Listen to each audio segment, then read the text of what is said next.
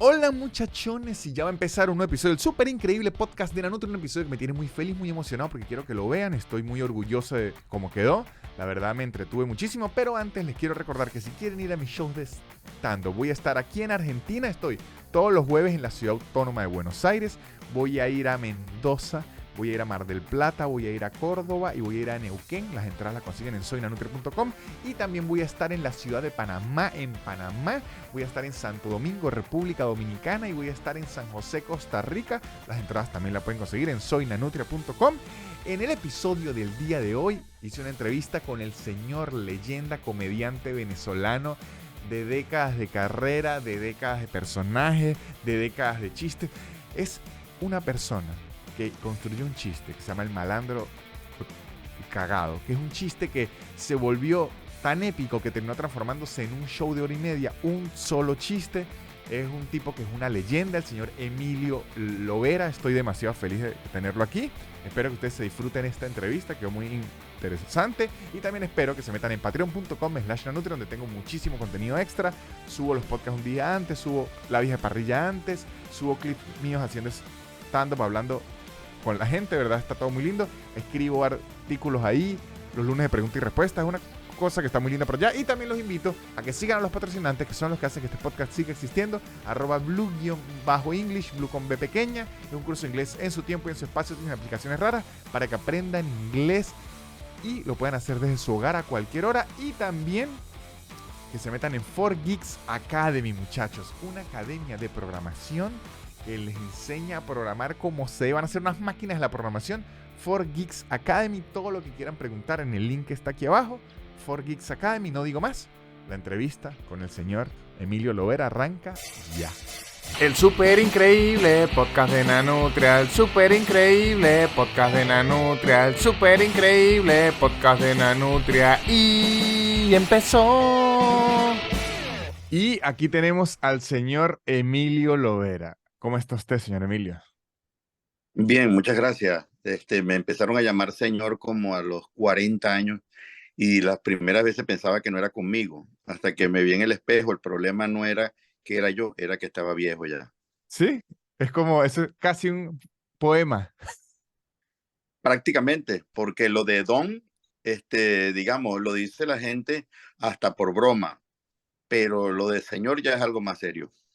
Bueno, aunque yo, no sé si soy yo porque me criaron así y tal, pero a mí siempre me gusta como ponerle un rango a la gente como para, no sé, yo digo mucho señor, digo mucho don, y aún no he llegado al nivel de mi papá que quiero llegar, que es que le empieza a poner licenciado y doctor a la gente. No, lo que pasa es que eso tiene otra acepción y otra intención. En Venezuela, sobre todo, cuando tú necesitas recibir favores, dádivas, o alguna ventaja de alguien, inmediatamente le elevas la condición. Entonces, por ejemplo, en las alcabalas te paran y te dicen jefe. Ajá. Jefe, te están haciendo un compromiso de que tú eres un empleado y necesitas recibir sueldo de ti. O te dice comandante, o te dice doctor, o te dice algo, pero con un cargo, capitán, cualquier cosa. Sí, mi papá a los meseros, a los mesoneros era licenciado o doctor. Era depende de lo que él necesitaba. Ah, es más que yo, usted es una persona respetable y usted tiene más dinero que yo, por lo tanto podría compartir su fortuna conmigo.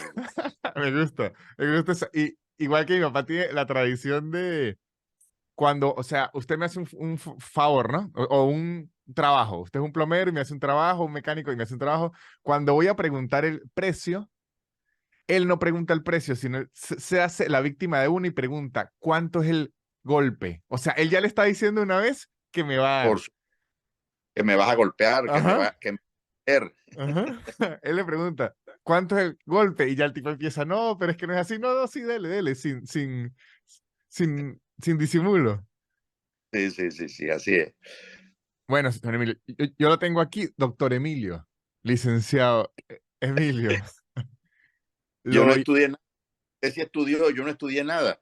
Yo estudié, ¿qué le voy a decir? Navegación en un curso de 6 semanas. bueno, Y el que más estudié, nada, bueno, bachillerato, más nada. Una vez estuve en la universidad. yo puedo decir que pasé a la universidad.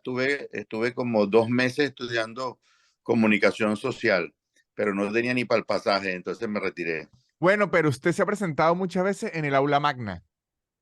Sí, sí, no he recibido más que aplausos, pero en el sitio donde reciben los títulos los estudiantes, los graduandos. Bueno, eso ya es algo, porque mire, una de las razones por la que decido invitarlo de nuevo a este programa es porque por dos cosas en particular. Una, yo siempre he tenido mucha curiosidad como comediante y persona que se dedica a esto, a los inicios de la comedia más que todo de ustedes, porque son como decir la referencia nuestra, o sea, la gente que hizo muchísimo humor en los 90, a finales de los 80, ni siquiera porque yo no había ni nacido. Y creo que nunca vi, o a lo mejor sí hay, pero nunca ha llegado a mí, digamos, esos antecedentes. Ustedes ya más hablando de sus orígenes y todo eso. Y en estos días vi que usted subió una foto, creo que fue en su cumpleaños, que era como una foto en la playa. Usted estaba jovencito, jovencito, y hablaba como de sus inicios en la Radio Rochela y sus inicios en el stand-up o en la comedia en vivo. Y siempre me ha generado como curiosidad, porque yo creo que yo, cuando iniciamos nosotros, yo que habré iniciado como en el 2010, 2011, ya teníamos una ventaja increíble que primero ya habían estado ustedes, segundo ya había estado el internet, entonces ya usted podía tener una referencia de cualquier lado en la computadora, usted podía ver a un francés, a un inglés, a un gringo, un argentino, a lo que sea, pero en los 80 en donde no había ni teléfono celular, ¿cómo llega Emilio Lovera, el adolescente, a pensar que se puede dedicar a esto? Bueno, ya en los 80 yo ya no era adolescente, porque, digamos, yo empecé en el año 81, tenía 21 años. Bueno, mentira, tenía 19 para cumplir 20 en el año 81. Luego, antes, tú no decidías ser humorista. Ok. O sea, hoy en día la gente se autoselecciona Ujú, para ser humorista. Puede que reciba de alguna forma algún impulso, algún estímulo de su entorno inmediato, pero no te seleccionas porque al final tu propia televisora la tienes en la mano, ujú. que es tu celular, y tu propio teatro y tu propio cámara de cine, pues. Entonces, en aquella época no tenías eso y tenías que exponerte a la gente que no conocías, que no eran ni tu familia, ni tus amigos, ni tus compañeros de cuadra, ni de clase, a que te juzgaran. Y era una cosa tan difícil como humillante. Luego, si en realidad tenías una virtud de que fuera inmediatamente perceptible, Ujú. tenías chance al menos de obtener una prueba, un periodo de prueba. Así nos pasó a casi todos. Es decir, obviamente teníamos fama en el entorno inmediato, sobre todo en el escolar, de ser el payaso del salón. Ujú. Y así como probablemente tú lo debes haber sido, o lo fue Laureano, o lo fue Chatein, o lo fue Les Varela, eran los tipos que echaban los chistes en el salón, pues eso te llevó a ti a decidir mostrar al mundo esas cualidades que te hacían popular. Nosotros nos ponían a todo el elenco de La Rochela alrededor de nosotros con la única instrucción era haznos reír. Casi un paredón. Era un paredón, era muy, muy difícil, porque aparte que eran muy crueles. Entonces, ninguno se reía así le diera risa. Claro, es que Así- si algo tiene cuando uno se dedica a esto, es que además de gracioso, uno tiene que ser malo, o sea, tener malicia. Eso es algo que tiene que tener el comediante. Entonces, claro, ahí me llega por decir un jojotico, hacernos reír y uno dice, a ver. sí, sí, bueno, yo trato de no ser así, y tampoco trato de ser hipócrita. O sea, si me da risa, me voy a reír. Si no me da risa mucha, pues me sonrío. y si no me da nada de risa, pues sigo con mi cara ortopédica. Ajá, y usted recuerda, ok, vamos a ver si tengo la escena bien imaginada. Era muy similar a lo que llaman los tryouts, cuando un futbolista, un beisbolista va a entrar a un equipo, a usted lo llevan, como decir, a la prueba y ponen al resto del equipo ahí. Y usted recuerda qué llevó, llevó algo preparado, con qué se fue. O sea, usted el casting recuerda qué hizo. Yo recuerdo que yo hice lo que yo hacía en esa época frente a mis amigos, que era imitaciones de voces Ujú. de, de locutores comerciales o locutores deportivos o narradores de noticias, o personas conocidas o políticos. Llevé algún que otro cantante como Oscar de León, para imitación. Ah, o sea, Es- Oscar de León, usted lo tiene desde sus inicios, porque usted hasta la fecha lo tiene, ha sido desde sus sí, primeros. sí, fui admirador de Oscar desde la Dimensión Latina, que es de los años 70. Es decir, yo llegué a comprar un disco de Oscar de León en el año 75 o algo así, yo con 13 años. Entonces, digamos que eso fue lo que hice. Yo hacía, por ejemplo, una de las recomendaciones que me hicieron, Ujú. la gente que me llevó y que prácticamente me obligaba a exponerme frente a la gente, era, ¿cómo se llama? Fue el que me dijo, no vayas a hacer lo que ellos hacen. Ah, claro, no haga lo que ellos ya saben hacer. Claro, o sea, Ajá. era un poquito obvia, aunque he visto gente bastante irreverente que lo hace. O sea, no vayas a hacer a Carlos Andrés Pérez delante de Cayito Aponte. Claro. O sea, no seas tan estúpido como para hacer eso. O sea, porque independientemente de que tú lo hagas mejor, primero te vas a ganar el odio de Callito Aponte y segundo, no van a quitar a Callito Aponte para ponerte a ti. Sí, entiendo. Entonces, lo mejor que hacer es buscar una imitación o un personaje o algo de lo que inventábamos que aún no se llamaba stand-up, sino lo llamábamos rutina, eh, para, para, para impresionar, pues, para dejar ver. Entonces, yo hice una imitación que nadie hacía, que era la de Lázaro Candal, Uf, eh, que en paz descanse, que murió hace poco. que murió hace poco, mi amigo, mi hermano Lázaro Candal. Y luego, habían otros locutores deportivos que yo hacía que no hacían ellos o que no lo hacían tan bien, Ok, porque uno tenía cierto criterio de decir, bueno, esto lo han hecho tan pocas veces que seguramente no les parece que lo hace bien, porque una imitación bien hecha es un pretexto para hacerlo todo el tiempo, claro. pero mal hecha tienes que buscar el pretexto en otro lado, una noticia que tenga que ver con él. Ajá, ahora, ¿de dónde aparece este reclutador que lo lleva a La Rochela y en dónde lo vieron? Bueno, si vamos al origen, Ujú. quien empezó con esto, fui yo, Ok, con este grupo de mi camada. ajá, A mí me sacaron en segundo año de bachillerato del Colegio de La Salle, donde yo tenía toda la vida viviendo ajá. y estudiando, conviviendo con los compañeros y con los amigos que hice ahí, y me mandaron a un liceo militar. Uf, ¿sí? No, no sabía. Ya segundo año yo sabía, digamos, de alguna forma, divertir al salón. Ujú. Y me ponía a prueba con los profesores y los profesores me perdonaban porque se reían, les daba risa. Entonces, para mí eso era un logro.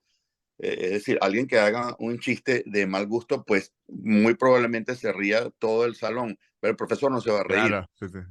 Pero yo tenía la ventaja que de mis chistes los profesores se reían. Entonces era muy difícil seguir manteniendo la autoridad para botarme del salón o bajarme Ah, puntos con una sonrisa en la cara. sí, sí, sí. Entonces me perdonaban.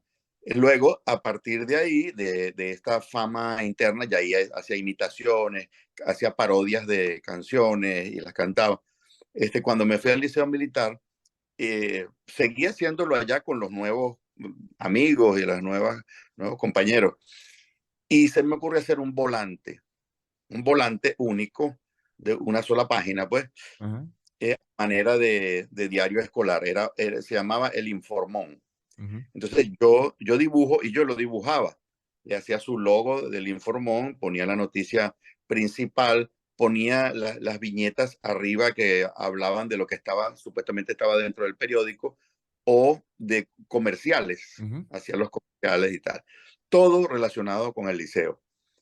La noticia de la semana, el dibujo de la noticia. Yo recuerdo que una vez Hatfield se robó una máquina de escribir y entonces yo dibujé a Hatfield con su máquina de escribir bajo el brazo escapándose por una cerca y los guardias buscándolo y ahí ponía la reseña. Aquí vemos cómo este señor Y, se aprovecha debidamente y tal. Y eso levantaba mucha roncha, que era, digamos, periodísticamente algo que de alguna forma se practica. ajá. Y entonces el volante rodaba de mano en mano en el salón y yo escuchaba muy satisfecho las risas que provocaba mientras leían las noticias. Entonces, eso no se salvaba. La gente se apropiaba del volante, se lo llevaba o lo arrugaban tanto que desaparecía. Ah, Entonces, yo no es guardo que era una único, edición, era una sola un edición. volante único. O sea, no, ahí no había forma, ni yo tenía pues, recursos para copiarlo, ni para fotocopiarlo, ni nada. Bueno, resulta que se salvó uno. Uf.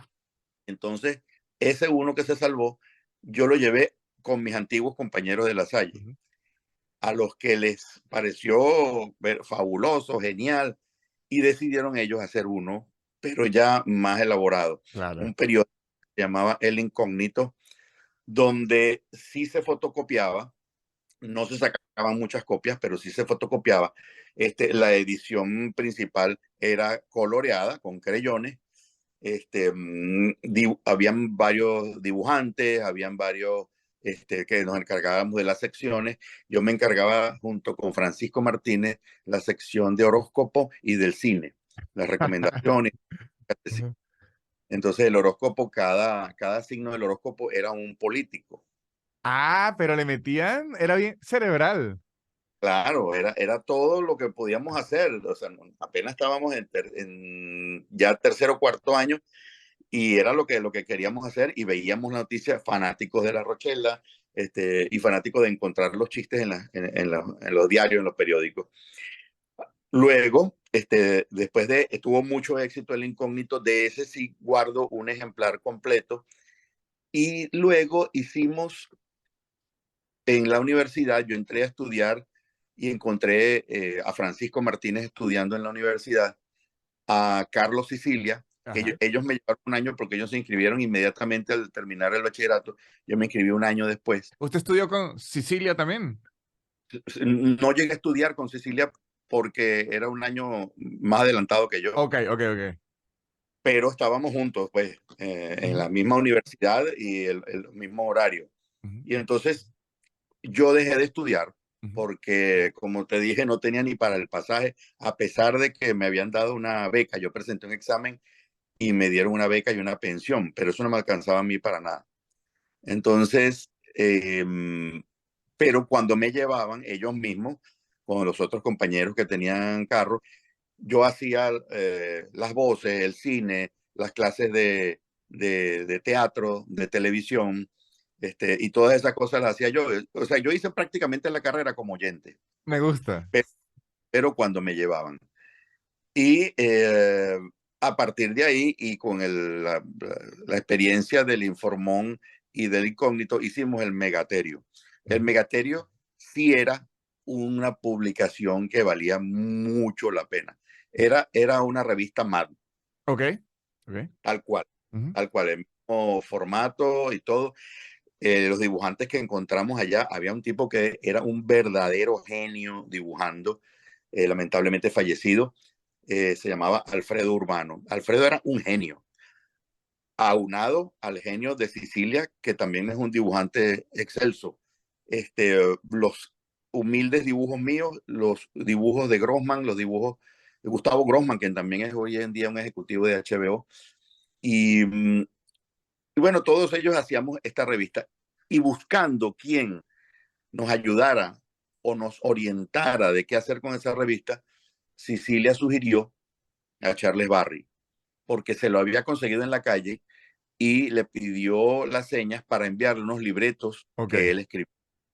Entonces, Charlie le dijo, bueno, puedes ir a tal sitio, llévate los libretos para allá. Y él nos dijo, mira, nos podemos reunir con Charles el director. Barry ya trabajaba en La Rochela. Sí, sí, Ok. ya es de los veteranos de La Rochela ya. Ajá. Y entonces, bueno, para hacerte el cuento más corto, se suscitó una reunión en casa de Carlos Sicilia con Francisco Martínez y yo, y el director de La Rochela de ese momento, que se llamaba Gilberto Varela. Ujú. Y bueno, obviamente yo en aquella época era de estos que no mascaba para empezar a hacer chistes o a imitar o a cualquier cosa. Y Gilberto me dice, tú tienes que estar en La Rochela. Y en realidad mi necesidad no era de estar en La Rochela, yo lo que, y mucho menos en un trabajo que todo el mundo cuestionaba en aquel momento. O sea, los que estaban consagrados están consagrados, pero Sí, ya, sí. ya no era decente dedicarse a la comedia. Y yo le dije, bueno, no sé, por supuesto que Francisco y Carlos me empujaban a que yo fuera. E hice mi primera aparición haciendo una imitación de Ali Khan El de en los off, caballos. sí, el narrador hípico. Ujú. Y entonces hago la imitación en una supuesta carrera donde está corriendo el sargento García y el zorro, Ujú. que era un zorro que hacía el gato, que era un zorro bastante afeminado de Ja. moda en la época. Y entonces yo narraba la carrera. Hice eso en esa aparición y me permitieron también hacer de extra en una, era como un, ¿cómo se llama esto? Un embargo en la Ujú. casa de alguien y entraban los obreros a llevarse los muebles. Yo era uno de los obreros, me dieron un abrazo, y eso recuerdo que fue lo primerito. Hubo otra cosa, pero no me acuerdo qué fue lo que hice. Y bueno, esa fue mi primera aparición ahí. De inmediato me votaron porque me dijeron que primero no tenía carnet del sindicato y segundo que no necesitaban más imitadores. Uh. Y yo solo era un imitador. Entonces, bueno, yo me sentí muy aliviado porque la carga que eso representaba de estar allí trabajando y tratando de hacer las cosas lo mejor posible sin que nadie se le molestara lo que yo hacía, me pesaba mucho, me abrumaba mucho. Sí, le gustaba Pe- más la libertad de al que le dio risa, no da risa de trabajo. Exacto, sí, Ajá. definitivamente has Ujú. dado en el blanco. Bueno, el caso es que cuando yo llego me devuelvo, me detiene Varela. Yo iba feliz porque, bueno, ya no tengo nada que ver con esto, me Me voy a dedicar a otra. despidieron, qué increíble. Emilio feliz.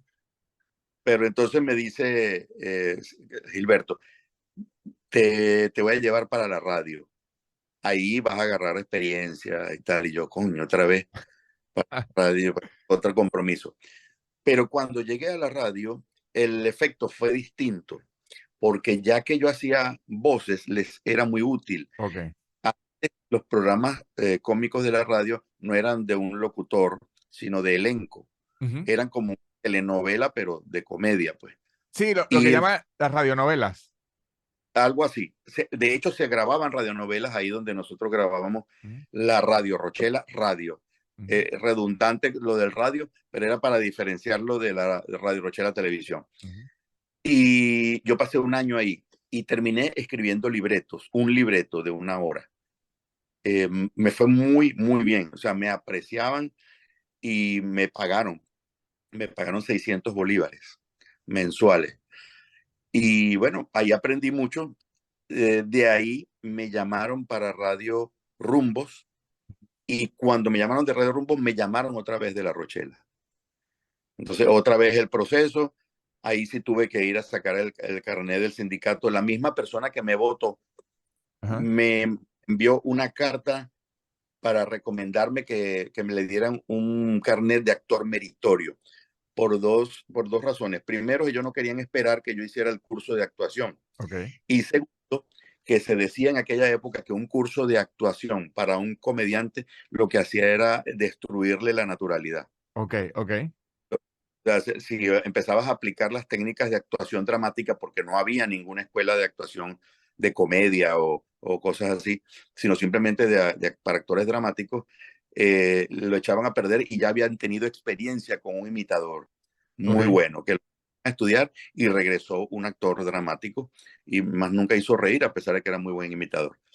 Entonces, bueno, me hicieron ese favor y ahí volví a entrar a la Rochela y ahí me quedé. Me dieron mi carnet de meritorio de actor, me dieron la oportunidad de estar, obviamente, no contratado, sino a destajo. Pero ahí cobré 230 bolívares la primera vez y yo no podía creer que por eso pagaran. Así de deteriorada estaba la imagen del comediante nuevo. Y al año siguiente, o sea, estamos 81, ya 82 81 en radio, 82 en televisión, y en el 83 el mismo grupito que tuviste en la foto, Ujú, donde yo estoy flaquitico y todos estamos flaquiticos, es Nelson Paredes, El Gato Soto y Edgar Guevara. ujú. Y el cuarto comediante soy yo. Esa fue la primera gira, la primera vez que me llevaron a subirme a un escenario para improvisar. Y ahí fue, según lo que tengo entendido en la foto, es como que le dijeron, mire, si quiere hacer un dinero extra, además de lo que le pagan en la televisión aquí, los shows en vivos es una gran forma de hacer dinero extra. Sí, en realidad era el dinero. Lo Ujú. extra era la televisión, Ah, porque cuando a uno le pagaban por media hora grabada 230 bolívares, podías obtener 400 por una presentación. claro, o sea, ahí es donde se veía la plata. Ahí es donde se veía la plata. La televisión para los destajistas no es un negocio. Es simplemente obtener una ventana para que el mundo te vea y te conozca al menos cuando te vayan a contratar afuera. O sea, sí, es como una vitrina y usted tiene que ver de dónde le saca plata. Definitivamente. Algo como lo que hace Portadas con los comediantes, Ujú, sí, que los sí. ponen ahí a hacer sus chistes y sus cosas, y ellos obtienen simplemente la familiaridad de su cara para explotarla, Sí, para que la gente contrate. No, sí, yo lo he visto a ellos. sí Yo sé que y que después se puedan poner que si yo que vengo de portada, es como para tener el certificado de una industria. si llenar un currículum. Ajá. Sí, perfecto. Me gusta todo eso. Ahora, ¿en qué punto usted siente, perdón que este esté tan entrevistado, pero son preguntas que tenía curiosidad real? O sea, yo no sé si esto tiene más curiosidad la gente o yo. Este, ¿En qué punto ahora de usted decide me voy a ir a los shows? O sea, porque yo siento, a lo mejor es mi percepción, que de ciertos años en adelante, Emilio Lovera, más que televisión, fue un hombre de teatro. ¿Eso ocurrió en un momento o fue por lo de la censura en la televisión o fue por su decisión? Bueno, cuando yo empecé, Ujú, el teatro no era lo que es hoy en día. ujú, Es decir, uno se siente hoy en día haciendo stand-up o haciendo chistes o haciendo shows, ajá, por llamarlo de que nosotros lo llamamos, este, en el teatro. ok, Antes el teatro era para actores de teatro ok, y era para obras de teatro. ujú, Entonces, eso fue como una conquista de los humoristas de aquella época. O sea, llevar a la gente al teatro a ver stand-up no era lógico, no era común, era una irreverencia ok. prácticamente. Entonces, eso no, nos costó mucho. Sin embargo, este, cuando tú logras hacer reír a la gente, todo lo demás desaparece. O sea, desaparecen los no, desaparecen los cuestionamientos, desaparecen. Entonces, ya no importa el recinto donde estés, te hicieron reír, vale la pena. Sí. De hecho, hace poco vi una entrevista que me gustó mucho. No, no me es el nombre, pero es un comediante que actúa en la serie La Casa de Papel, esta serie muy grande española. Bueno, Sí. él al mismo tiempo es comediante y en una entrevista hace poco, ya la serie terminó y le preguntan que si se va a dedicar a hacer más televisión o va a volver a cosas menores como la comedia. Y él lo frena de inmediato ahí y le dice, mire, cuando usted hace comedia, usted defiende usted solo su texto a las 9 de la noche frente a borrachos en un bar. Dice, Cosas menores es grabar una serie con el director, las cámaras y todo. Defender el texto de 1 hora, uno solo, Claro, frente a borrachos, eso me parece... eso es absolutamente cierto y muy válido.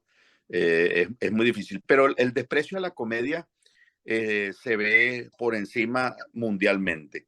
O sea, no hay, el comediante de Hollywood se tiene que meter a dramático para que le Sí, den un Oscar. sí, sí. O sea, y eso lo eleva aún más. Ujú. La gente no lo entiende. O sea, de hecho, una cosa que no me gusta en lo que se convirtió, digamos, la industria del cine de comedia, es que se busca actores dramáticos para hacer una comedia. Ven a divertirte con Jack Nicholson. Oye, o sea, a mí no me parece, pero no, sí es divertidísimo, sí, bueno, ok, pero no es un comediante. O sea, a mí me gusta la comedia hecha por comediantes. Me parece que es más graciosa porque la simbiosis del libreto, la situación y la habilidad del comediante es lo que da más risa. O sea, suma Sí, mucho la habilidad del es comediante. que yo creo, o sea, hay un punto, obviamente, nosotros no porque nosotros trabajamos de esto, o sea, nosotros, es raro decirlo, nos tomamos la comedia en serio, o sea, es raro decirlo, pero lo hacemos, pero la gente como que hace una conexión rara que si algo da risa, es menor. O sea, no entiendo por qué. A mí me ocurre mucho en los teatros, que yo aquí me presento en Argentina mucho en teatro, y Argentina es un país muy de teatro, que Definitivamente. usted sí siente, sin importar la cantidad de gente que usted meta, sin importar lo bien que le vaya, sí siente que el teatro lo ningunea porque usted hace stand-up. O sea, eso no es una obra, eso hace stand-up. Y uno como, ajá, pero ¿qué quiere que haga? Le gasto menos, le ocupo menos producción, le entretengo a la misma gente, se la entretengo por el mismo tiempo. O sea, ¿qué quieren de mí? ¿Quieren que me ponga a llorar vestido de mimo? Sí, sí, es lo que nosotros nos hemos quejado siempre. Pero sí ha habido un movimiento, No, sí. sí ha habido un movimiento, y el movimiento ha sido hacia reconsiderar y considerar principalmente al comediante y a la comedia. O sea, por ejemplo, a nosotros nos tocó luchar para que nos pagaran. Que es una El, lucha clave. el comediante actual va a pedir trabajo y ya a quien se lo pide sabe que tiene que pagar. Ujú. Antiguamente no, antiguamente el portugués decía, mire, ven para acá, te montes ahí el viernes, ahí para que haga chiste, porque la gente, cuando tú vienes el viernes, fíjate la inocencia, Ujú. cuando tú vienes el viernes, viene bastante gente y sentado consumen más. Porque cuando bailan no consume, pero cuando estás tú, la gente consume y pide la otra botella. Ok, ¿y cuánto me vas a pagar? No foda. Tú vas a cobrar por eso. Y entonces te hacían sentir mal. Te hacían Sí. sentir, oye, ¿verdad? ¿Cómo voy a cobrar por esta tontería? Pero eso se acabó, pues, porque alguien se dio cuenta, mira, es verdad. O sea, cuando viene el comediante, nosotros vendemos mucha más comida, mucha más caña, más hielo, más servicio, más propina, porque la gente se alegra. Ujú. Entonces, una persona alegre es más, digamos, de alguna forma, Suelta, y- suelta con la mano. exactamente. Y es muy bueno. Bueno, los mesoneros eran de los primeros que les agradaba cuando yo me presentaba en esos sitios, en los bares, en los restaurantes, en las cervecerías, porque decían, oh, yo voy a trabajar hoy, sí, oh, hoy me hicimos el día, Ah, porque la bueno. gente dejaba. Entonces ahí se dieron cuenta, bueno, sí, sí es rentable. El dinero es uno de los mejores maestros.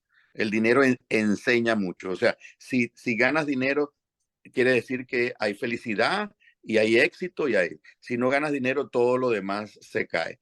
Entonces, esto definitivamente es un negocio para el productor, para quien presenta y obviamente para el comediante.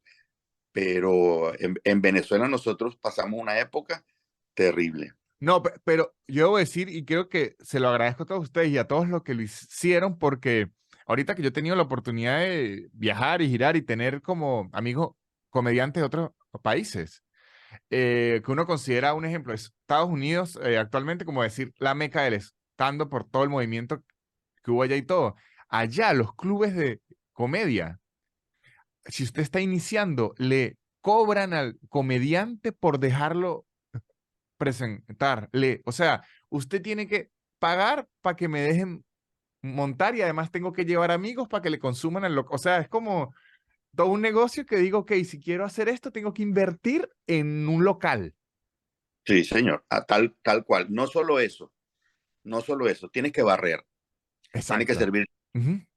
tienes que atender al cliente y tienes que limpiar los baños. Son 6 comediantes, pues 6 comediantes. Mientras uno está trabajando, el otro está Sí. sirviendo trago y haciendo las cosas.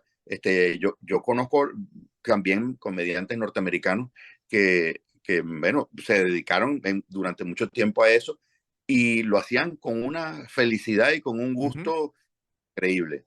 Sí, yo en estos días hablé con uno que es muy amigo mío y me dijo, me llevó a un bar muy lindo, había comediantes muy pro, y él me dijo, aquí yo hice el internship, las pasantías, ¿no? Y le pregunto, ¿qué es el internship? Y hasta me emocioné porque dije, aquí lo contratan a uno de pasante y tal. Y me dijo, no, el internship es que lo contratan a usted de empleado y le pagan con minutos en la tarima, no con dinero.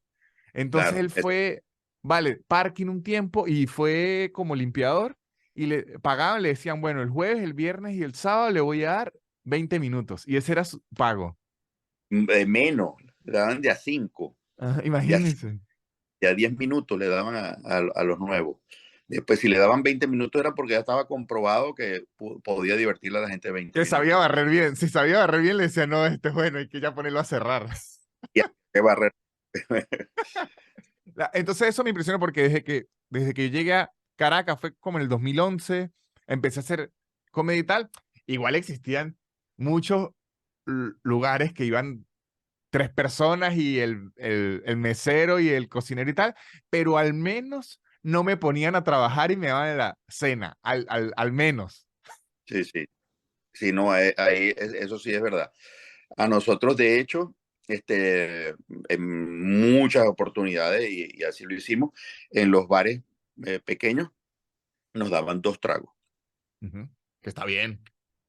Sí, sí, bueno, está bien. O sea, y nosotros hacíamos el show por 2 tragos. Sí, yo hubo una época en Teatro Bar que nos daban, me acuerdo, esto era horrible, nos daban una botella de ron, ¿no? A todos los Ajá. comediantes, bueno, nos presentamos 4 una botella de ron. Y yo me acuerdo, tenía 22, 23, y yo pedía los días en donde fuera la gente que yo sabía que no tomaba, porque era más ron. Marrón, claro. Ese día cobrabas más. Claro, porque ese día era una borrachera gratis. Y bueno, cuando yo iba a Teatro Bar, obviamente ya yo era conocido, y había tenido la trayectoria en televisión. Entonces los comediantes me comentaban eso y dice, bueno, yo tomo ron, pues a mí me gusta, si quieres dame uno. Y entonces venía uno de los encargados que murió, por cierto. Me dice, no, no, no, tú no, Emilio, por favor, no. Y me llevaban para otra, para otra sala por ahí y me ponían una botella a mí. Entonces yo agarraba la botella y me iba con los comediantes a tomar. Ah, muy bien, muy bien, muy bien. Bueno, muchachones, interrumpo un momento esta entrevista que está muy interesante con el señor Emilio Lovera para hablar de la publicidad. @blue_english, un curso de inglés, blue con B pequeña, muchachos. Un curso de inglés que, ¿qué? ¿Cómo funciona este curso de inglés? Usted le escribe @blue_english, blue con B pequeña. Les escribe, ¿no? Le dice, hola muchachos, estoy interesado en su curso de inglés. Entonces yo le voy a decir, ajá, vamos a tener una entrevista para saber qué nivel de inglés tiene usted. Usted dice, ay Dios mío, me van a reprobar. No, ahí tienen que hablarles con sinceridad porque van a saber en qué nivel de inglés lo pueden ayudar. Porque si usted sabe muy poco, tienen que enseñarle desde lo básico para que usted después no diga, no estoy entendiendo nada y me retiro de este curso por estar mintiendo. Y si usted sabe más de lo básico, no pierdan el tiempo enseñándole lo básico. Y luego de esto le dicen, ok, ¿a qué horas puede? ¿Cuántas horas necesita? Este es el precio. Usted dice, Dios mío, qué barato y qué útil, qué bien se me da el inglés. Y después sus amigos le van a decir, ¿y por qué anda hablando así? Y te van a decir, no lo sé, estoy en una publicidad del podcast de Nanutri. Y la gente va a decir, Dios mío, ¿qué es esto? Y yo les voy a decir, métanse en @blue_english, blue como pequeña, si quieren aprender inglés y si quieren aprender a programar. si quieren ser unas máquinas de la programación, si quieren mejorar su programación, si quieren aprender del mundo de la base de datos, si quieren entrar en este mundo que la gente está trabajando desde donde quiere, a la hora que quiere y está ganando en billetes verdes, se van a meter en 4Geeks Academy, muchachos. Una academia de programación que ofrece 2 bootcamp increíbles, de uno de 18 semanas y otro de 16 semanas, para que sea usted una máquina de la programación. Y además de que terminan el bootcamp, que salen aprendiendo muchísimo y que salen con muchos conocimientos, ofrecen mentorías de por vida. O sea que usted ya terminó el curso, ya está trabajando en una empresa y tiene un problema, le escribe a los mentores de 4Geeks Academy y lo van a ayudar. Es increíble. Entonces, ¿ustedes qué van a hacer? 4Geeks Academy. Y no digo más, muchachos, seguimos con Emilio Lovera. Es que era bueno, o sea, si uno está haciendo en ese momento un hobby y es algo que lo divierte a uno y además me dan una botella de ron, Claro. Bueno, yo no cónchale. cobré tampoco en el Mulan. Las veces que fui, no cobré tampoco. Yo de verdad, al inicio no cobré, pero luego sí cobré y aunque yo ya trabajaba de guionista, porque yo llegué a Caracas a trabajar de guionista, que de hecho trabajé varias veces con usted en Isla Presidencial o en el Mostacho y todo eso, me servía mucho porque no me pagaban lo mismo que el sueldo, pero era como decir mi extra. Digamos que el sueldo era entre mi alquiler, mi comida, mi pasaje, pero yo iba mucho a Teatro Bar Valencia, iba mucho, iba por vuelta para no gastar en nada, porque nos contrataban un taxi que nos recogía a las 6 en Sabana Grande, nos llevaba a Maracay o a Valencia y volvíamos a la madrugada, pero yo volvía como decir con 200.000 que ya eran todas mis borracheras del mes. Claro, claro, Entonces claro. yo decía, listo, esto ya está listo. Sí, yo también hice mucho eso, hice radio. Yo hacía 2 programas de radio de 1 hora en Maracay y me iba en autobús en Nuevo Circo, costaba 10 bolívares, llegaba a Mundial 1080 y ahí se grababa el programa que se llamaba Avíspate Campesino. Era un programa de comedia y música criolla a las 5 de la mañana, y otro que se llamaba Rocheleando por Cristal, que era, ahí no había FM, era pura radio AM, y era un programa que se enviaba a Barquisimeto para Radio Cristal. Y después en la noche volvía al terminal, porque eran programas de 1 hora, o sea, nos echamos 10 Claro, horas grabando sí, sí. y nos regresábamos, me regresaba, mejor dicho, al terminal de llegar al Nuevo Circo. Claro, porque si se quedaba en un hotel y todo, perdía lo que había ganado. Por supuesto, por supuesto. Si era para recordar. Ajá. Ahora, esta otra pregunta que ya me gustó todo esto, ya tengo este ámbito. Es una pregunta a ver si considera usted que está ocurriendo lo mismo, porque yo lo siento a usted que usted, bueno, para dedicarse a lo que se dedica tiene que ser muy observador y además considero que usted y Laureano tienen demasiado medido a lo que se considera el venezolano. O sea, la cultura venezolana la tienen bien. Yo creo que es porque además la han visto muchas décadas. O sea, ya la han visto cambiar y transformarse. ¿No siente que desde unos años hacia acá está viniendo como, está reviviendo la venezolanidad, pero fuera de la política? Como que está volviendo ciertos valores o cierto aprecio de la gente por lo que es nuestro país y lo que representa, pero ya sin la política, que creo que por 20 años no se podía hablar de venezolanidad sin la política. Yo siento que desde hace 4 años hacia acá sí está ocurriendo y es algo al menos para mí nuevo, porque digamos que yo viví fue la Quinta República, es lo Claro. que se dice. Entonces creo que ahorita estoy viendo como una venezolanidad distinta. De hecho, están volviendo mucho, se está volviendo a hablar de los gochos, de los maracuchos, de los orientales. O sea, ya no es como el chavismo y la oposición, ¿sí entiendes? Se está volviendo como a hablar de la cultura del país. Bueno, nosotros solo necesitamos que nos votaran del país para empezar a quererlo. Sí, O sea, la nostalgia juega un papel importantísimo en lo que va a ser el futuro de este país. La añoranza. Lo que dice la gente, cada quien en su idioma, en su argot, no hay nada mejor que perder algo para empezar a ujú, quererlo. Nadie sabe lo que tiene hasta que lo pierde. Éramos felices y no lo sabíamos. ujú, De todas estas cosas. Nadie se echa la culpa, pero saben cuál es la solución, ahora la vislumbran. Ujú. Ahora le encuentran sentido a lo que decían los pensadores de todos los tiempos con respecto al arraigo, a la venezolanidad, a la autoaprecio. Ujú. Porque, y yo decía en una rutina que como yo he sentido el desprecio del venezolano por lo venezolano al ser un producto venezolano. Claro. Yo hacía una pregunta, yo trabajaba una vez o dos o tres al mes en el Teatro Santa Rosa de Lima. Ujú. Y yo aprovechaba que ahí se reunía mucha gente para hacer dos preguntas, como hacía el show del malandro, que Ujú. arrancaba diciendo que todos somos delincuentes. Los venezolanos somos delincuentes, este, y no lo creemos.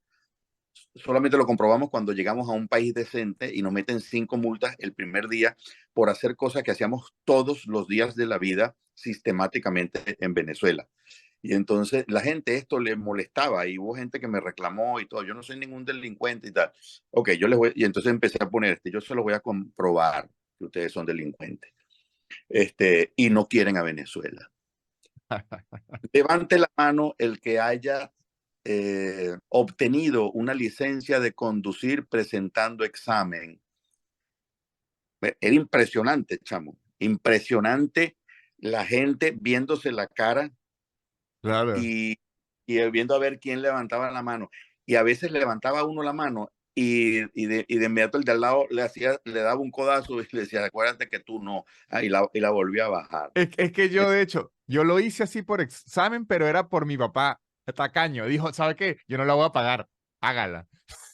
Y bueno, yo fui uno que la hice porque para empezar no tenía ni dónde caerme muerto cuando yo tenía 18 años, o sea, lo conseguí como que eran 50 bolívares el derecho al examen y me prestaron un carro y yo fui e hice el examen escrito y el práctico y todo y me saqué mi licencia. Pero difícilmente encontrar a alguien que lo haya Sí. hecho. Y con lo del desprecio decía, levante la mano el que tiene puesta una ropa de una prenda de vestir que diga hecho en Venezuela. Nadie levantaba la mano. Claro. Entonces, estas son pruebas del mercado al cual nos enfrentamos. Hoy en día, mucha gente la he oído haciendo comentarios que nunca había oído en mi vida, como decir, mira la chaqueta que me compré, verdad que está espectacular. Esta la hacen en Petare, en la zona industrial de Brum. Este es un chamo que es un emprendedor buenísimo, pero la calidad, mira, para mí eso es chino. Para mí eso es arameo. O sea, yo nunca había oído esas cosas que ahora oigo. Sobre todo ahora cuando lo que hablan de los médicos venezolanos, lo que hablan de los cocineros venezolanos, lo que hablan de los comediantes venezolanos y también de los músicos venezolanos. O sea, el autodesprecio que nosotros sentíamos anteriormente ahora se está convirtiendo en un aprecio, pero es también porque tenemos la prueba de que es bueno. No, sí, la verdad que, o sea, a mí me ha ocurrido con amigos comediantes de otros países que me preguntan con, ¿cómo es que se llama? Como que no entienden y que, pero ¿por qué ustedes los van a ver tanto y la gente va tan feliz? Y, o sea, como que no entienden por qué a los comediantes venezolanos el venezolano nos quiere tanto. Ellos como que, o sea, Sí, eso ha ocurrido y ocurre. O sea, con los comediantes colombianos me consta que lo van a ver. Obviamente el colombiano también sintió con muchísima más anticipación, porque si alguien tiene años emigrando es el colombiano sí, y el mexicano. ¿Mm? El mexicano más numeroso, Sí, pero el colombiano también tiene gente, tiene, no sé, 30 millones de personas afuera, y el mexicano como 100, nada más hay 35 millones en Estados Unidos. Entonces, ellos apoyan su artista, sí. porque es una forma como de cumplir con el país, como decir, yo me fui, pero sigo amándolo. Eh, por eso digamos que es una ventaja ser mexicano e ir a triunfar en Estados Unidos, porque ya tienes un 35 millones de paisanos con lo que puedes vivir, o sea, mucho más que todo el país de Venezuela en Estados Unidos. Entonces, y tienes el apoyo también de tus 100 millones en tu país. Entonces, esta añoranza y esta nostalgia, nosotros no la descubrimos. O sea, esto existía en Latinoamérica para todos los emigrantes y existía. Yo, por ejemplo, lo veía en Caracas. Yo viví siempre cerca de, por ahí entre La Pastora, San Bernardino, San José, y está en Mari Pérez la hermandad gallega, Ujú. y está también el centro portugués. Entonces, unas colas, yo, ¿qué pasó aquí? Esto lo trancaron, pero a esta hora de la noche, ¿por qué esta cola tan inmensa? Venía un cantante gallego a presentarse Ah, en la hermandad claro. gallega, y aquello era, pero o sea, era Sinatra. Sinatra, porque no, la broma no se daba abasto y era un éxito rotundo. Sí, y yo creo que es, o sea, ahorita que lo veo mucho con Venezuela, creo que el venezolano que sí siempre lo tuvo, y hay que reconocérselo, fue el zuliano. Creo que como al zuliano le tocaba ir mucho, migrar mucho y tal, el zuliano como que siempre, soy venezolano, pero zuliano, se ha mantenido. Yo ahora siento que así empieza a actuar mucho el venezolano alrededor.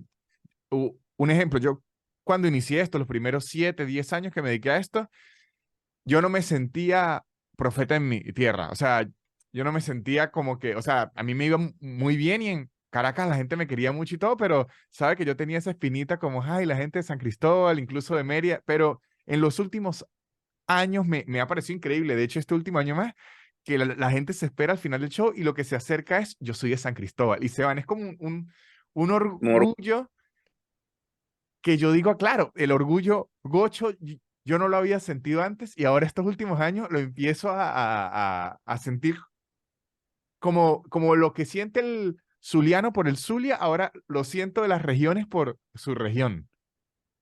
Sí, bueno, eso es envidiable por el resto del país, porque precisamente, en principio, mucha gente y muy aislada. Ujú. Julia y el Táchira, porque no sé exactamente si Mérida pudiera reunirse, pero el Táchira y el Zulia era mucha gente muy aislada. De hecho, hay historias que lo corroboran. Por ejemplo, hasta entrado el siglo pasado, el cuatro era muy tocado en los llanos y hacia Oriente y hacia la costa central. De hecho, hasta Maracaibo. Y en el Táchira se tocaba el bandolín. La mandolina, sí, eso es lo que No, más no, se toca. el mandolín. ¿Y ese cuál? Es diferente porque es un instrumento que acompaña. La mandolina es un instrumento solista. Ok. El mandolín acompaña, y originalmente toda Venezuela, cuando no se tocaba, cuando no existía el cuatro, existiera el bandolín, que Mm. es un instrumento, digamos, de origen europeo, que lo traían y con eso lo tocaban y acompañaban. De hecho, dicen que las canciones, la música del Táchira, la música andina, es tan dulce y es por el sonido del bandolín que te obliga a la nostalgia, a las cosas Sí, así, y sí, mientras que el cuatro precio. y sí recuerdo que cuando alguien iba a tocar música del Táchira tenían que afinar el cuatro diferente. Ah, bueno, fíjate. Sí, sí lo tenían que afinar distinto porque si es una música como chilloncita, tin, tin, tin, tin, tin, sí es como, ¿Para qué? Maracaibo, el maracucho para venir a Caracas tiene que sacar pasaporte. Claro, de verdad, tiene que ¿sí? sacar pasaporte. Claro, porque el viaje era tan penoso y tan largo para darle la vuelta al lago e irse por el sur, Ah, claro, antes a- el puente, que agarraban era un barco a las Antillas, Aruba, Aruba, Curazao, y de ahí se iban en barco a Caracas. Era mucho más fácil y más rápido.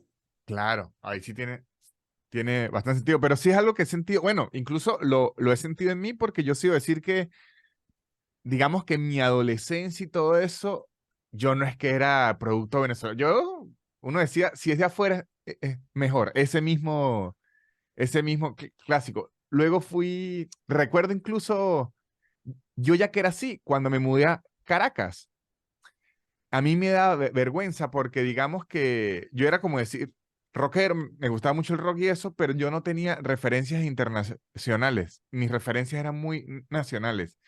Y me daba vergüenza cuando me preguntaban que qué bandas me gustaban y todo. Que yo mencionaba puras bandas nacionales, era como, qué tipo tan... o sea, como que qué asco que sus referencias Sí, es... Y al pasar del tiempo, como, no sé si, obviamente es la migración y todo, ya más bien empiezo a revisitar. Y a mí me ha ayudado muchísimo vivir en Argentina y ver de la forma que el argentino ve a Argentina. Entonces, sí, yo siempre he dicho que lo que creo que lo que más me ha ayudado a mí es meterle esa argentinidad a mi venezolaneidad. De hecho, cada vez que me preguntan con una entrevista o algo así que me dicen que de dónde creo que es el mejor humor de Latinoamérica, yo le doy la respuesta más argentina que existe. Yo digo de Venezuela primero porque estoy yo. O sea, ya al ser yo de Venezuela, ya ganamos el humor de Venezuela. Y ya ellos no saben ni qué responder, se quedan claro. como en shock. Y, o sea, ellos agarran como una forma aquí, al menos en Argentina, de verdad que Argentina es primero. O sea, y ya, si aquí no se eh, consigue, yo lo busco afuera. De hecho, a mí me impresiona mucho. Usted conoce una banda que se llama Los Redondos de Ricota. No, Bueno, yo no la conocía. Es la banda más grande de Argentina, pero por mucho. De hecho, en la actualidad no pueden presentarse porque no hay ninguna municipalidad que le dé el permiso para que haga una presentación, porque la última vez que se presentaron fueron 400.000 personas e hicieron mierda la ciudad donde se ya, presentaron. O sea, entonces imagínense una banda tan grande que ni se puede presentar y ellos ni tuvieron que salir de Argentina. sí, sí, bueno, eso ha pasado con mucha, digamos, sitios de gran población. En Brasil hay artistas y bandas y personajes brasileños que nunca tuvieron que salir, que no han terminado de darle la vuelta al país y Sí, se van y todavía no han visitado todo el país. Entonces, eso sucede. Pero digamos que el argentino digamos, esa actitud me parece fabulosa. Sin embargo, yo a veces sostengo de no enceguecerme, ok, claro, claro, claro. que son muy buenas y hay que respetarlas. Este, digamos, obviamente, cada país tiene algo distinto. Lo que sería cuestionable es que sabiendo que es el mejor ron del mundo, Ujú, tú tomes whisky escocés. sí, Siendo que el mejor chocolate del mundo es el que es del cacao venezolano, y entonces tú sigas comiendo Milky Way o sneaker, ajá. o Snickers o Toblerone. Sabiendo que la mejor, que la harina de maíz precocida la inventó Luis Caballero Mejía para la Polar en el año 59 o 54, tú compres una harina Goya. Eso ya no es ilógico, es un desprecio directo. Ujú. Sí, sí, pero es que yo creo que, es que no sé si antes era así. Usted me dirá que es algo como que le sembraron a uno en el cerebro. Yo he escuchado eso que le llaman pensamiento del colonizado, que es que si eso fuera mejor, de hecho, con los artistas ocurre demasiado que, bueno, el Emilio Lovera ya logró todo lo que se puede lograr en Venezuela. No sé si le haga falta un logro más grande, digo, como presentarse en un teatro. O sea, yo creo que usted ha recorrido todo lo que hay que lograr, pero si usted se llega a presentar en un muy buen programa en España o en Estados Unidos, dicen, ahora sí. Mire, o sea, es Exacto. como si tiene reconocimiento de afuera instantáneamente es mejor. Y me imagino que usted puede decir, no, y que yo soy igual, soy la misma persona que hace 3 días, simplemente me entrevistó un señor de otro lado.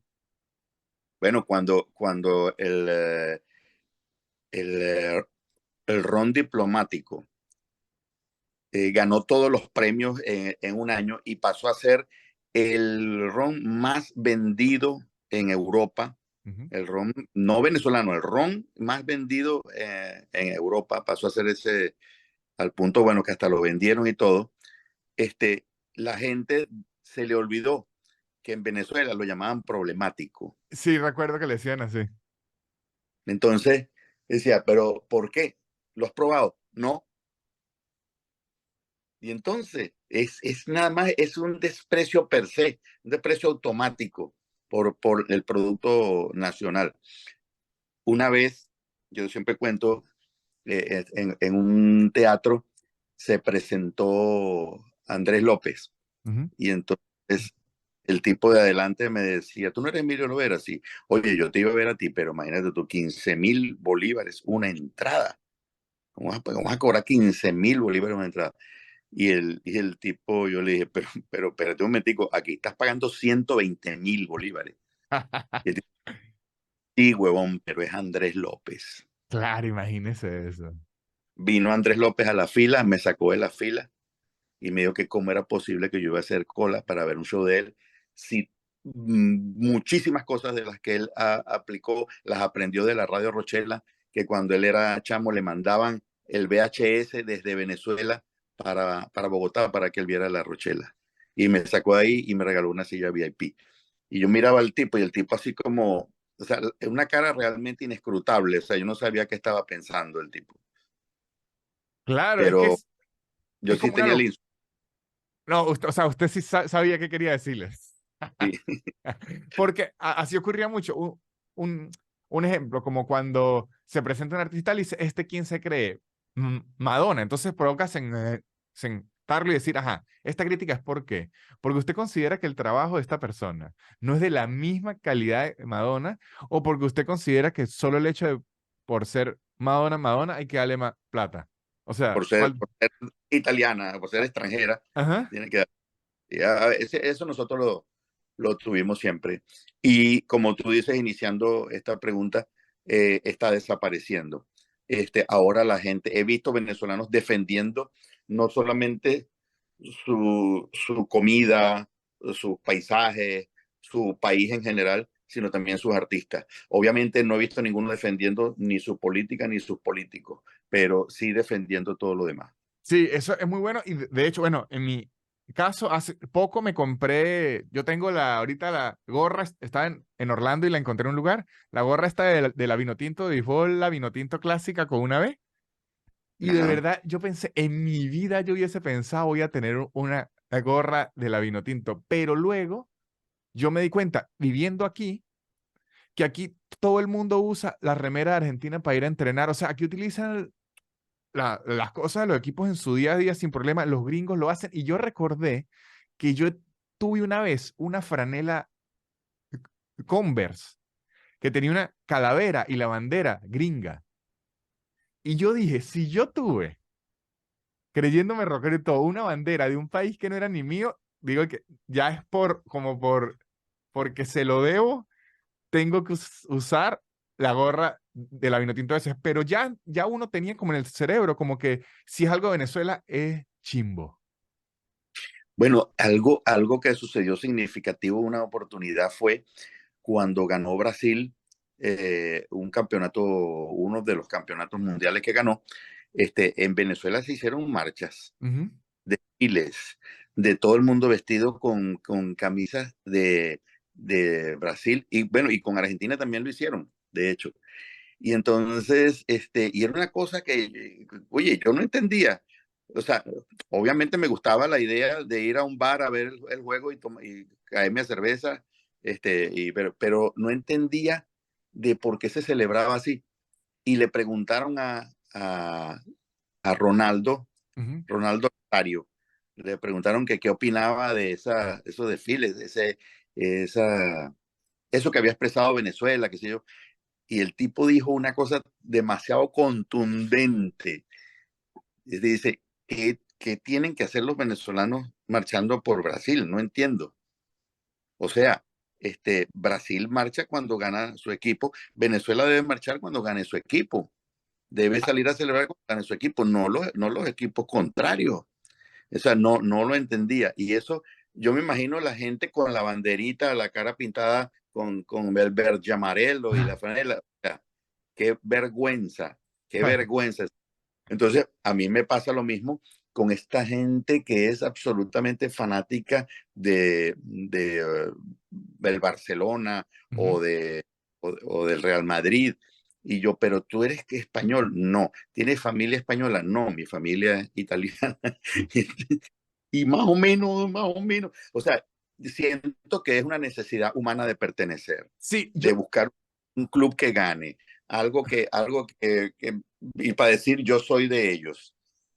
yo ahorita tengo un chiste que ni siquiera he terminado de agarrar, que digo que cuando a veces la gente dice que no entiende el transgénero, que no entiende cómo alguien es transgénero y todo, que piensen en alguien que es de Maracaibo, pero es fan del Real Madrid. Entonces uno dice, él no nació en Madrid, él no ha ido a Madrid, pero él se siente de Madrid y disfruta ser del Madrid. Él es un transequipo. Es Exacto.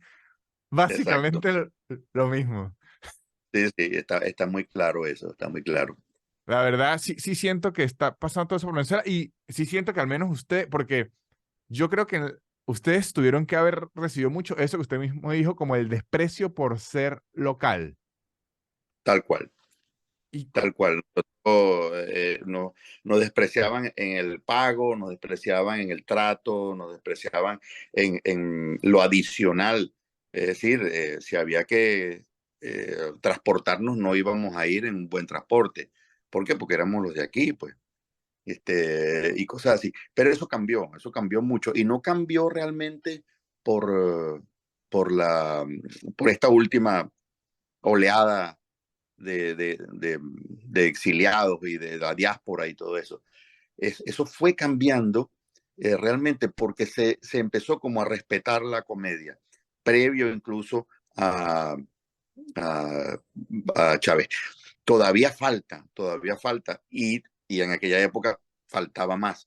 Pero sí yo fui notando una diferencia.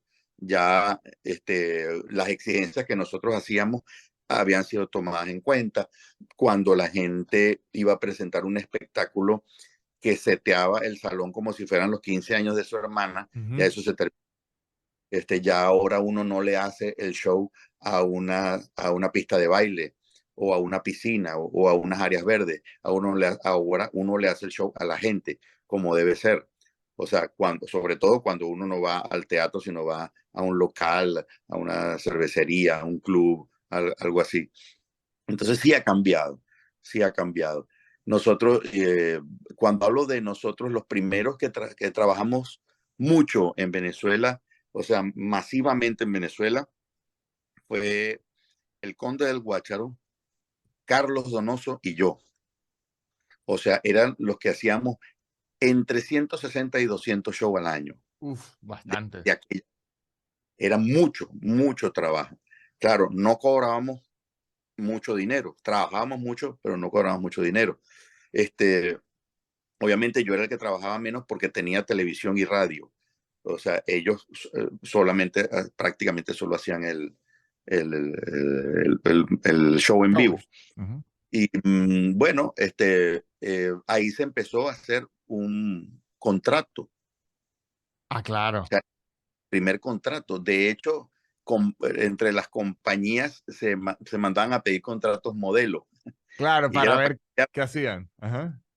cambiarlo todo. Y bueno, mi papá era abogado y él ayudó en una oportunidad a redactar algunas cláusulas.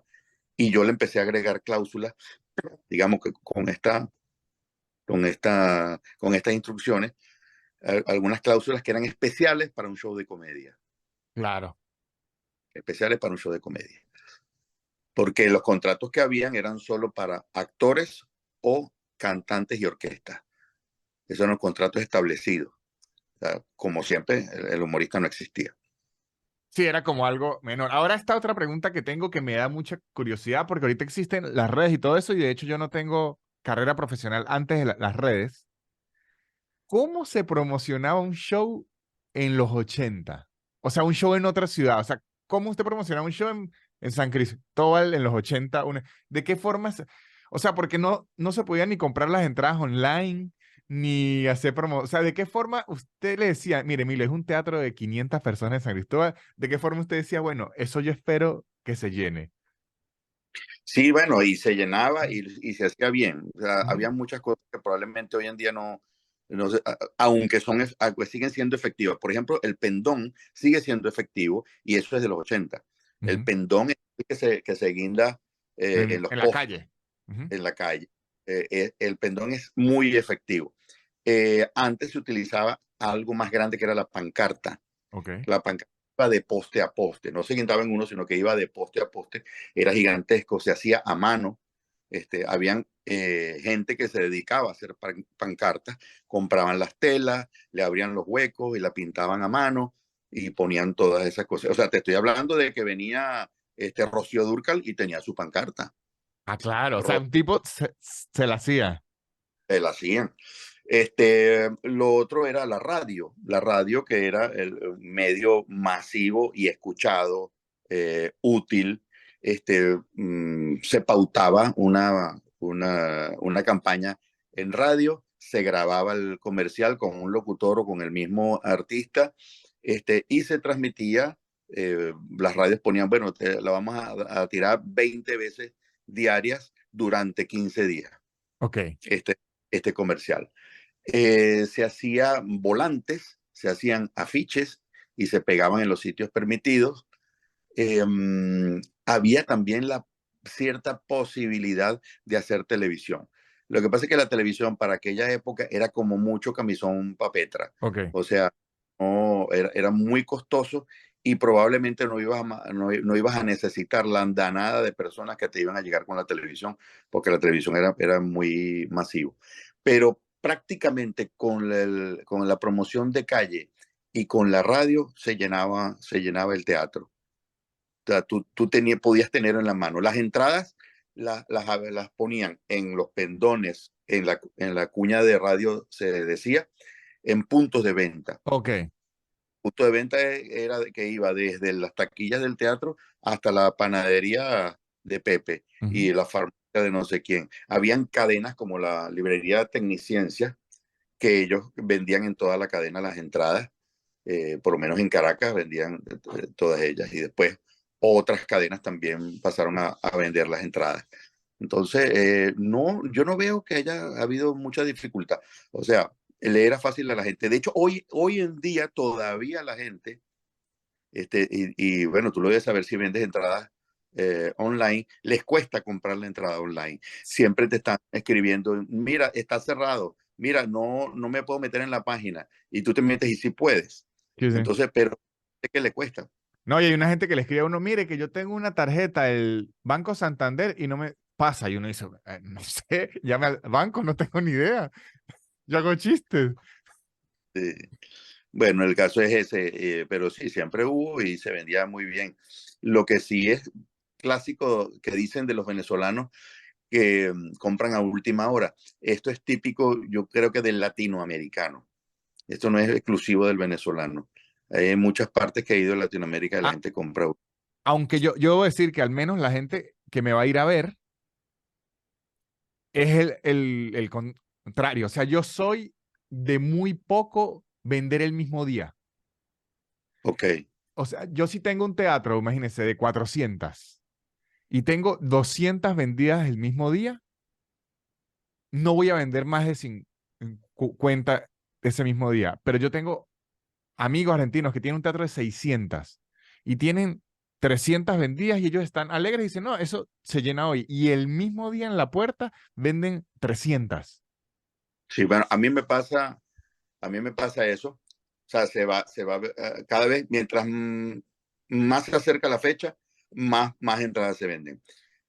Pero por lo menos con Laureamor y Emidilio, que es el evento que hago con Laureano Márquez, que es muy demandado Ujú. y visto, ese se vende antes todo. Ok. Ese es el candado. Cuando hacemos eso, por eso le dije a Laureano, oye, vamos a hacer una gira más de esta, que este es, este es sólido, pues es un show que se vende rápido.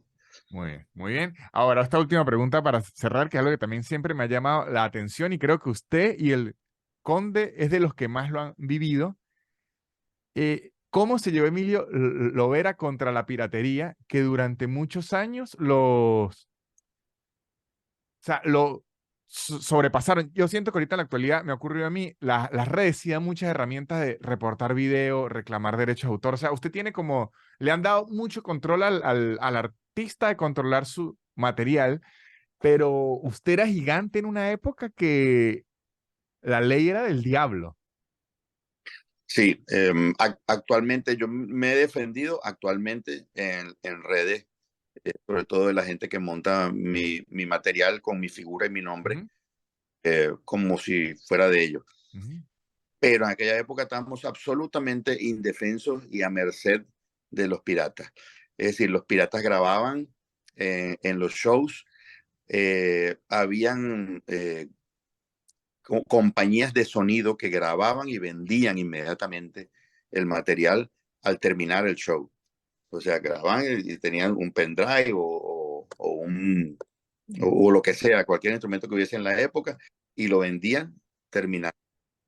Y se acabó, se acabó. Ese material ya no es tuyo, es del pirata. E incluso con ayuda de entes oficiales. O sea, porque digamos que en Venezuela estaba prohibido el fabricante de discos ujú. compactos, por ejemplo, tenía prohibido que el material que él reprodujera no tuviese quien lo mandara a hacer los derechos. Claro. Pero lo hacían en Colombia. Ah. Entonces, había alguien que necesitaba pasar un container de discos compactos. ¿Tú sabes cuántos containers, cuántos discos compactos pueden pasar dentro de un container? O sea, una Miles. loca, pero una cosa loca. Y todo eso pasaba por frontera y, oye, sin ayuda oficial, eso no era, eso no hubiese sido sencillo. Y bueno, no, nos debemos haber ganado el Conde y yo varios discos de platino en la Sí, carretera, o sea, porque pista. yo recuerdo que, porque además era por oleadas, ahora que entiendo de ser cada vez que llegaba el container, porque de repente la calle estaba tranquila y de repente un lunes el malandro cagado como que en todas las esquinas, pero era como que llegaba así, o sea, tenían como una red de distribución de piratería organizada. Sí, sí, sí, no o se movía mucho dinero, mucho dinero. No solamente con el humor, con toda la música. Había gente ahí con discos, vendían uno que llamaban Tripack, que era toda la discografía de ese artista, te la vendían y para el artista ni medio. Entonces, bueno, eso fue muy triste. Yo pienso que a veces siento que en otro país, en otras circunstancias, eso hubiera sido distinto. Nosotros hubiésemos vivido más como artistas que como lo que vivimos. Sí, es que la verdad yo oigo a comediantes gringos hablar de su referencia de niño que sí, que oían a Bill Cosby y todo eso en discos, y yo, o sea, yo recuerdo que en mi urbanización ponían o a usted o al conde como en un radio, nos reuníamos a oírlos todos, y claro, yo ahorita pensándolo, siendo artista y que, claro, Emilio no está recibiendo nada de dinero de nada de esto. Ahorita, si ponen este podcast, la gente que está oyendo este podcast, al menos yo recibo lo de los ads, lo de la publicidad, entonces al menos es algo. Pero en esa Claro. época, todo, o sea, todas las veces que yo lo oí, me acuerdo, viajes a Trujillo, yo iba a Trujillo como 5 veces al año, muchísimas veces oíamos sus cosas y eso, nada, llegaba a usted. Sí, no, y el costo del disco. El costo del disco. De hecho, ese es otro delito de la gente. O sea, comprar piratería, promover la piratería y vender piratería, hacerla. Ese es otro delito común. O sea, que la gente se siente orgullosa. En Venezuela, no, yo sí, yo vi gente, pues yo no voy, perdóname, pero yo no voy a pagar lo que cuesta un disco compacto. Eso me parece demasiado dinero para pagar. En cambio, esto el quemadito me sale bastante más económico. Sí, Entonces, sométete a eso. Pero contrariamente, entonces dice, tú debes tener mucha plata, Emilio. Entonces yo le digo, si hubieras comprado el disco original a mí, sí te, yo, pero yo, tú compraste plata y no tengo. yo no sé si usted lo hacía, pero yo sí he escuchado muchos músicos que cuando hacía la firma de discos, la gente le llevaba a los piratas. Sí, sí, eso pasó. Bueno, yo grabé un disco de acetato, imagínate tú, cuando todavía no había compacto, yo grabé un disco de acetato que se llamaba Las Odas de Emilio Lovera. cuando entregamos el disco en la disquera para lo que llamaban prensar, lo que era que Ujú. algo así, ya había cassettes del disco en la calle. Claro, eso se filtraba por todos lados. Claro, o sea, ahí alguien tuvo en sus manos la grabación y la copió y la vendió. Claro, es que es una locura. Bueno, de hecho, por suerte, ahorita con las redes sociales se puede denunciar eso. Yo recuerdo que el show que tuve hace 2 años, antes de estrenarlo en teatro, lo probé todo, o sea, hice toda la hora en un bar de 25 personas, gratis. Y al otro día alguien había subido 50 minutos de eso, así grabado con el celular, que eran 25 personas. Yo hasta le vi la cara al tipo y lo había subido a YouTube. Qué bárbaro. O sea, yo por suerte lo pude denunciar y lo tumbaron, pero era para ir a la casa del tipo y decirle, hijo de puta, fue el show gratis, se lo hice para probarlo, ni siquiera he tenido la primera función, o sea, esto era el preestreno y usted, coño, ni se aguanta para subir la mierda esa. Yo ni, porque Ah, yo me grabé para verme, para ver qué ajustaba, y yo estaba que le escribía, ni me he visto yo el video y usted ya lo subió en YouTube. qué bárbaro. Sí, no, no, hay una necesidad de que si no triunfas como profesional, si no triunfas como ser humano, si no triunfas en tu vida cotidiana, como al menos soy vivo y monté una vaina que no es mía y estoy ganando plata ahí. Sí, sí, es como una locura que, bueno, pero eso, sí, sí, para que algo nos quede bien, ocurre en todos los países. No es algo que se inventó en Venezuela. La trampa Sí, existe desde que se creó el hombre. todos los países, pero en todos los países hay presos por eso. Eso En sí, Venezuela. no, en Venezuela no. Bueno, de hecho, ahorita, no sé si usted le ha pasado que hay muchas películas que venden piratas que tienen subtítulos en coreano. Eso leí que es porque es una cadena de hoteles de Corea que ellos pagan demasiado dinero para tener en sus habitaciones las películas del cine. O sea, ellos pagan demasiado dinero para, ellos van a tener en el hotel las mismas películas que ofrecen en el cine y personal de ese hotel se roba las cintas y las piratea y quedan casi siempre cuando usted ve una película que aún está en el cine con subtítulos coreanos, es que alguien se lo robó de allá. Hotel, claro, De claro. verdad que sí. Bueno, Emilio, de verdad, muchísimas gracias por esta conversación.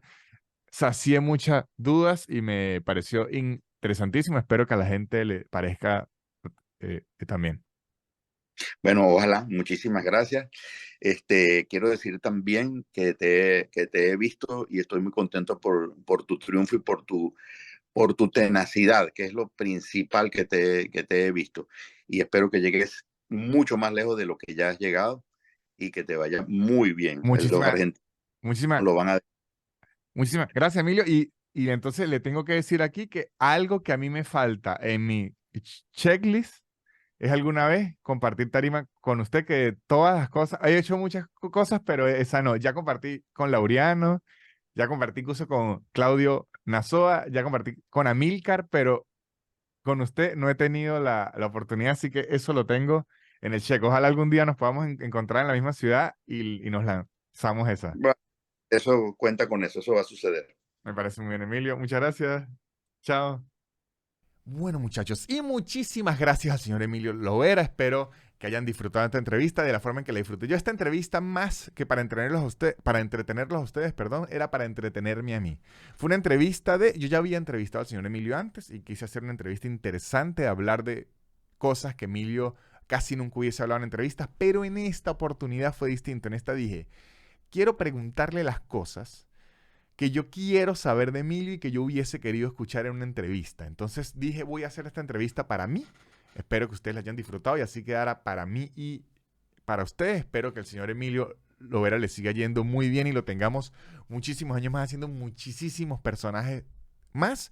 Y espero que ustedes la hayan pasado increíble y se metan en soynanutria.com para que vean las entradas de mi show, que voy a estar aquí en Argentina, en la capital, todos los jueves.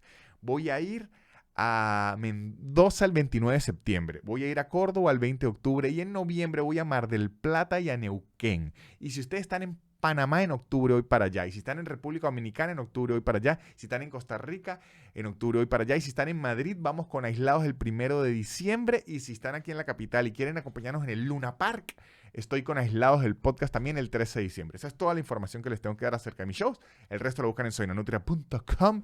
Se meten a patreon.com/nanutria para que tengan muchísimo contenido extra y me puedan ayudar. Si ustedes dicen, yo a veces quiero ayudar a Nanutria, no puedo ver sus shows. Quiero ver más sus shows. ¿En dónde está ese contenido? ¿Por qué los clips de Instagram son tan cortos? Quiero ver más. En patreon.com/nanutria hay muchísimo más contenido que subo todas las semanas. Ahí lo pueden ver, muchachos. Y también pueden ver las cosas increíbles que tienen nuestros patrocinantes, que son los que hacen que este podcast siga existiendo. @blue_english, Blue con B pequeño, un curso de inglés en su tiempo y en su espacio sin aplicaciones raras. Y 4Geeks Academy, una academia de programación increíble que ofrece unos cursos y unos bootcamps de programación sorprendentes que los van a dejar hechos unas máquinas de la programación. Yo no digo más. Muchísimas gracias y adiós. Swill the bill, y'all. La élite. Barrera. Yeah. Shit. Super increíble. Podcast de Nanutria. Super increíble. Podcast de Nanutria. Es casi una hora llena de locura y un acento gocho que es una dulzura. El perro siempre jodiendo la grabación y él soltando pura desinformación. Super increíble. Podcast de Nanutria. Super increíble. Podcast de Nanutria.